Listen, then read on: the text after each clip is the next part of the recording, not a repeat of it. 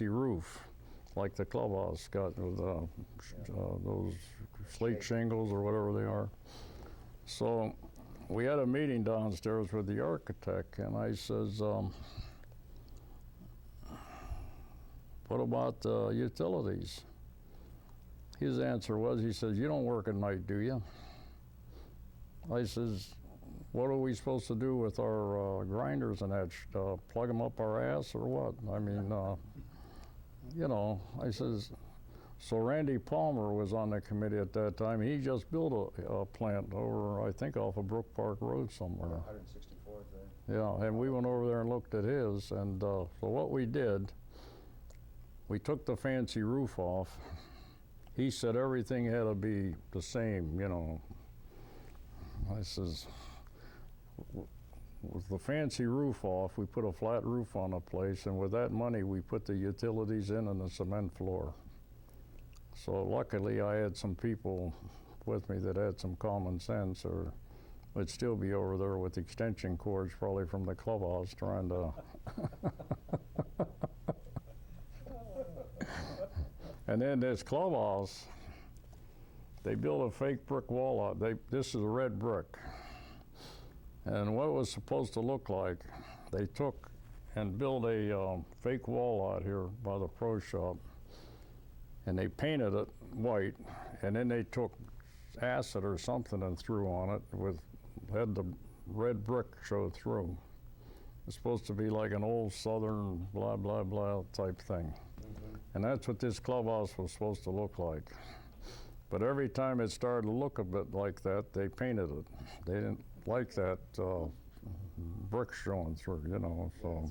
But that was the original thought, so. But another story that I'd like to share with you is when I first came here, Carl Bimbitel was a golf pro.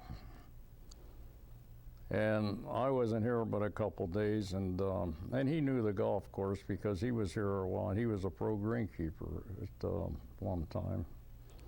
He come back to the shop, introduced himself, and he says, now look, he says, I know the golf course pretty well, but I'm not going to tell you a thing unless you ask me. He said, if you want some help in any area, just ask me, and I'll be happy to share it with you. And we became the best of friends. I mean, really good friends. He'd stop at the house every evening after work, and we'd talk about the day, and he was really a super guy. But what happened to him, they built this pro shop down here. I think Gordon Vaughn was the man at that time. And he moved in, and they wanted him to pay rent in the pro shop. And he told me, he said, you know, if I have to pay rent, he says, I'm worried about that being a president over the whole area. And he said, it ain't gonna happen. So right down there in a pub, we had our meeting one night, and I called him Benny. I was the only guy in the world that was allowed to call him Benny, because if you called him Benny, he really reared up. He didn't like that. When I found out he didn't like it, that's what I called him. But I was the only guy in the world that could call Carl Bimbitel Benny. So we're sitting there, Andy Hornick and the gang, and he says, fellas, he said, before we go any further, he said, I just want to tell you something. And, well, what, Carl, what's on your mind? He says, I quit. And there was silence. And what do you mean you quit? He says, just what I said. He says, I quit. Well, and everybody sort of was lost for, you know, words, really. He didn't even tell me. I knew he was unhappy, but he didn't tell me he was going to quit, you know. No, he says, I'm done. He says, I quit. And that was the end. He says, my mind's made up. I don't want to talk about it. I quit. And that was the end of Benny. And that's when Jerry Boykin came on the scene. So Carl stood up for what he felt, which was if they charged the rent for him, that every pro shop in the district. Well, that's what he was concerned about, and he was a proud PGA person. And I used to rag him about that all the time. I said, PGA, you know, that's a bunch. But he was a very proud PGA person. I mean, he really was. I mean, he took that, you know, he was in his heart. But he was just a super guy. And then Jerry Boykin came along, and of course, him and I are good friends yet today. We have lunch a couple times a week, and Jerry Boykin is one of my best friends. And we got along very well together. And then I said this at my annual meeting, or the little thing they had for me when I retired, about this guy you got now. We never got along. He has absolutely no respect for the golf course. Carts on the path, he'd be out there running up the middle of the fairway, water splashing, sending guys out when they shouldn't. We'd be there on 10 green. Guys are supposed to start at 7:30. 6:45, guys hitting on the green with a guy cutting it, and I'd go over there and scream at him, and we never really he has absolutely no respect for the golf course. And Jim has he don't like to say it, but he has his problems with him too. Mm-hmm. Although he comes out and blah blah blah to me, but he's actually, I don't understand why he's still here. He's not the guy that I never had a problem with a golf pro until this guy come along. Dick Shoemaker in Pittsburgh was my best friend. Ray C.R., who took his job, was my best friend. Wally Grant was my best friend that was only there a year or so. Come up here, Bimiatel and I hit it off right off the bat. Boykin and I are good friends yet today. This guy, no, he's not the guy. Everything he did. In fact, I was with Jim one day over here on the new green they built. Oh, the pitching? Yeah, and I see the picker-upper running over the tee, which I never allowed, you know, on the practice tee over here. Oh, okay, yes. I said to Jim, I said, what the hell are you letting that jackass run that picker-upper on that tee for? He says, he says, we got to try to get along. I says, yeah, you get along as he does what he wants to do. I says, it never worked with me. In fact, they had a board meeting, shortly before I left here, telling me I got to get along with a pro. I said, will you tell that pro friend of yours to start going by the rules and having a little respect for the golf course, and then I'll get along with him. But until then, forget it. But that's the way it was. That's another story. When you say pick me up or whatever on that. Pardon me? The practice range that you talked about, what is that a vehicle or a? Well, the cart pulling the picker-upper. They would drive it right on the tee instead of picking them up by hand. Oh. They used to have to pick them up by hand when I was here, and also the greens, the target greens. Right. They weren't allowed to drive that picker over the greens. I don't even see that. I very seldom see that. Well, I just happened to be over there that day, and right away I seen it, and I said to Jim, I said, what the hell you let that jackass? And he says, you got to get along. Got to be politically correct nowadays, right? Yeah, I guess. But that wasn't in my vocabulary, you know. It's. Well, then you just mentioned all of the groundskeepers previously to you, or in the pros. Who was the first groundskeeper here for this club? Do you know? I don't know. I heard his name mentioned, but I really don't remember who it was. Who was how far back can you recall the groundskeepers up to yourself? The only one I knew was Carl Bimiatel, and I don't know how many years he was here, pro greenkeeper. And then the other, Bud Fulver, came along, and I really don't know how many years he was here before they got rid of him. Okay. I really don't know that. That could be in your falls somewhere, someplace, but I don't know. I don't know. Was there an irrigation system in place when you came here, or is No. it something you implemented? Another story. Can I cross my legs? Yes, you may.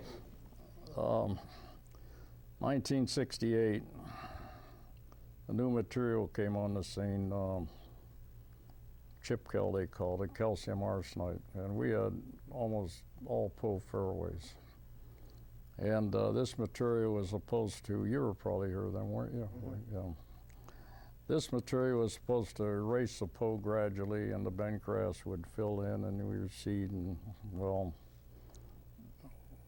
I was warned by my friend Len Hazlett at the country club, because he did a couple fairways over there. And he says, Chuck, you got to be very careful with that stuff. And I said, yeah, but I was the type of guy that when I wanted to do something, I wanted to do it, because I wanted the place to look good, you know.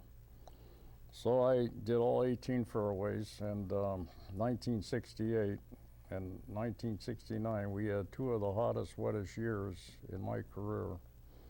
And that stuff blew up, and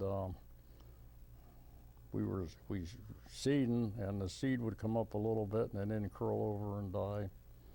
And the moisture had taken this stuff and made it too active, and nothing would grow. So Sal Marino was president, and he called me. He said, Chuck, because everybody was ready to hang me by the nearest tree, you know.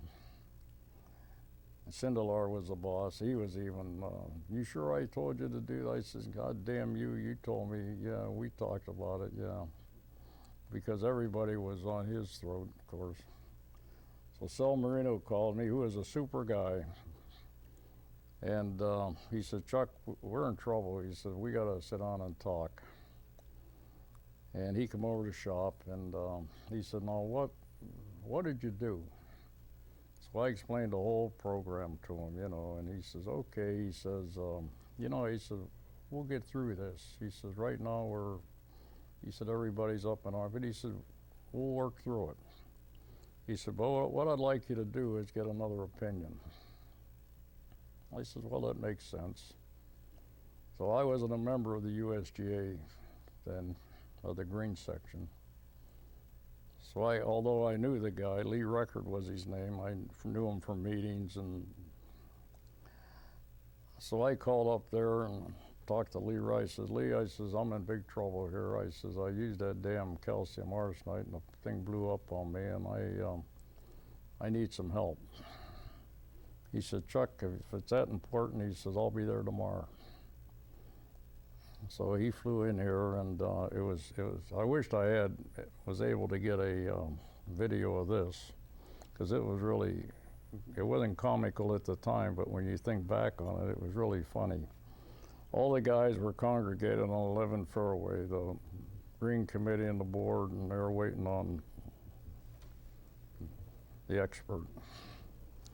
So here comes Lee Record. He was a little short Bandy Rooster type guy. He drives in, jumps out of his car, introduces himself to everybody, looks down the fairway. He says, God, he said, this is great. He says, you got it now. And everybody said, this is great. He says, get drainage in these low areas. And he said, get your cedar. And he said, this is a boy. He says, you're going to have the most beautiful fairways. He says, God, he says, you got it. He says, this is just wonderful. And guys are just, wow, huh? Is this guy for real? Yeah, what? But he was right. We started to put drainage in all the lower areas, and we had those little catch basins that are probably still out there today. And everywhere there was a, and finally we got some seed work. And then Jim we even have met. He's benefiting by that today, because he has some pretty good bent fairways, you know. Mm-hmm. And over time, we kept seeding and draining, and eventually everything got to where we would like to see it. But it was a tough, and then in 1969, Sal Marino was still president, and that's when the first automatic irrigation system went in. And it wasn't computerized. The computers weren't out yet, or weren't into that area. And we had the clocks in the office over there. A guy from Muskegon, Michigan installed it, and did a good job, but we had a lot of leaks in the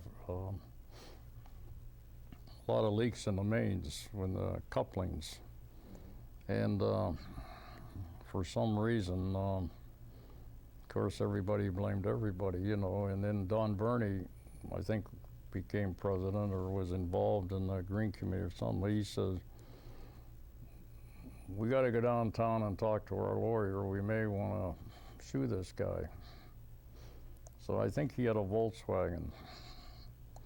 And he picks me up and we go downtown to this, wherever the building is, and you walk a parking area and then you walk across into this building, and where the lawyer was, I don't remember his name, and then we had lunch, and they had a restaurant in that building, sort of an upscale restaurant. We had lunch in there, and we met with the lawyer and told him our story and blah, blah, blah, and we goes back out, and we couldn't find a car. And he said, what floor did I park? He said, I said, I wasn't paying no attention. You talk about a couple country boys in a big city. We went up and down and up and down, and we finally found the car probably an hour and a half later.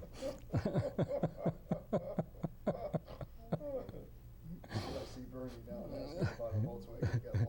But that was the first irrigation system, and eventually, of course, Walter Wilkie was the guy's name from Muskegon, Michigan, that installed it, and he was an upfront guy. He stood by it and paid for all the repairs and everything that it took to get this thing going. And then in 1993, the double row was installed. And that's when the computer, Richard Emery from, I think he was from Kentucky, installed it this time, the double row. And then that was computerized, and which is really a good thing, you know. And got the weather station over there at the shop, and the whole ball of wax, you know. So, but now I guess they're talking about putting the new system in. Jim told me that wall-to-wall system that's pretty popular today. But that's when that was done. So things are a little different when you think back 50 years ago when you were starting out. Well, when I came here, they had back there in a shanty, they had right behind the shop, there was our shop, and then there was a pump house, and then the halfway house. And they had 2 Gorman rum pumps and 2 Chrysler gasoline engines. And we had to go out and set the sprinklers and the snap valves on the fairway. Then we come in and start the engines, throttle them out as far as they go. And there was a 100-gallon tank on each side of the building that fed them. And that's how we irrigated the fairways. And we had a guy working all night. Of course, you had to drag the sprinkler up on the green with the hose. And these guys don't know how good they got it today. They even have now, in fact, I think Jim got it, that you can turn a sprinkler on with your cell phone. And I know Lucky, he just completed a job up in Sandusky, that water park, Cara Hardy or whatever it is. And that's how they had a demonstration up there, and he started it with his cell phone system. And you can change the sprinklers if you want, and just with your cell phone. So that's how technology has taken over, you know, the thing. So I don't know what else I can tell you fellas. It's been a good journey for me, and the way I finally retired was they started to ask me to do things here that I really didn't want to do, that I thought I was really betraying the people that I worked with all